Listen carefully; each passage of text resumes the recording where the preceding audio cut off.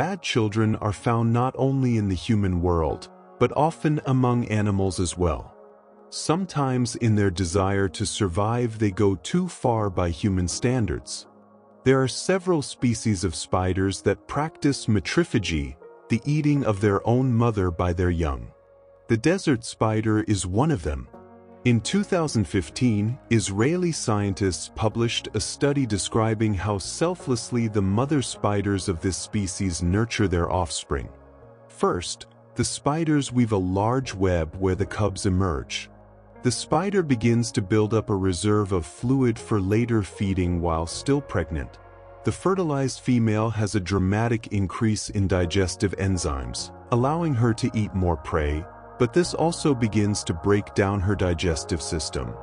The enzymes that break down complex food components into simpler substances are no longer limited to food from the outside, but actively break down the internal organs of the mother.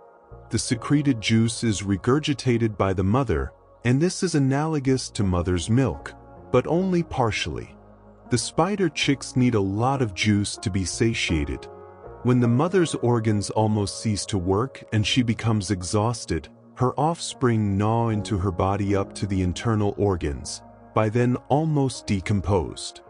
As soon as the dead body is drained, the spiderlings are ready to hunt on their own. The whole process of feeding takes about 2 weeks. Sharks are natural predators. It turns out that some of the species begin to train while still in the womb. So Japanese scientists found that baby rusty sharks do not wait for birth and begin to hunt their brothers and sisters right in the mother's belly, and earlier studies have proved that shark embryos can become cannibals. Studies show frequent embryonic migration between the right and left uterus, which contradicts the sedentary nature of mammalian fetuses.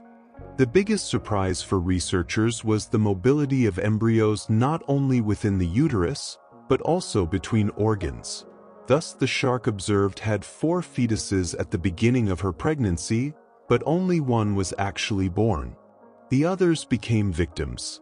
Given, however, that sharks don't have placenta yolks for intrauterine support of offspring, this may be an important part of their strategy for obtaining nutrition during pregnancy.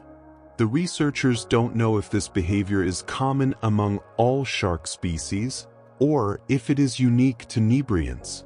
False scorpion. These arthropods are widespread in nature, but it is difficult to notice them. Usually they are small in size and try not to show their faces. False scorpion got its name due to the similarity with the scorpion. He also has a grasping claws. Otherwise, they differ markedly from scorpions, although a number of features as primitive that in the species of false scorpion paratemnoids nidificator scientists have noticed unusual habits. When the hatched offspring lacks food, the mother immediately realizes it. If she can't get food, she leaves the nest. The offspring follows her, then grasps the female's limbs and begins to feed through her joints. Eventually, the mother dies. Humpback earwig. Earwigs are insects that many people fear because of the myth that they climb into ears.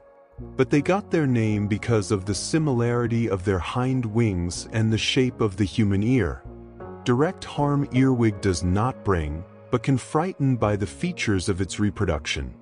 Thus, a species of earwig Anatura harmandi breeds at low temperatures, and females protect the offspring from enemies and take care of it. As a result, the earwig cubs lack nutrients, so before leaving the nest, they attack their own mother and eat her. Spotted hyena. Another phenomenon occurs in mammals called canism, where one cub kills another from its own brood. Canism was first described in 1991 among spotted hyenas, which are considered to be good and caring parents. But their cubs sometimes behave very cruelly. Most often the initiator of conflicts in the brood is the calf, which was born first. Usually he is stronger. Immediately after birth, he begins to fight with his brothers and sisters.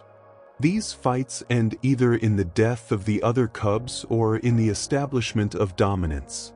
Studies show that mothers continue to care for their surviving cubs, sometimes even more fiercely than before. Common lynx. Lynx cubs are also born aggressive and prone to violence. Usually, kittens start picking fights when they reach the age of 1.5 months. Unlike many other mothers, the lynx tries to separate the kittens and takes the side of the weaker cub. The mother tries to keep the aggressor away from it.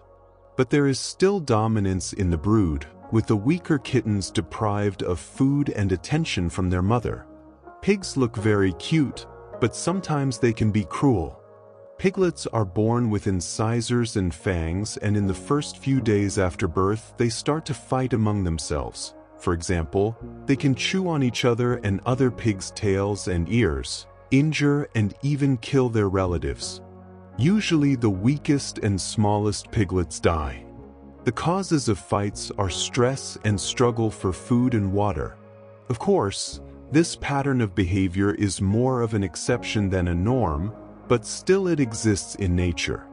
However terrible it may look from a human point of view, it is one of the examples of natural selection and many mysteries of nature.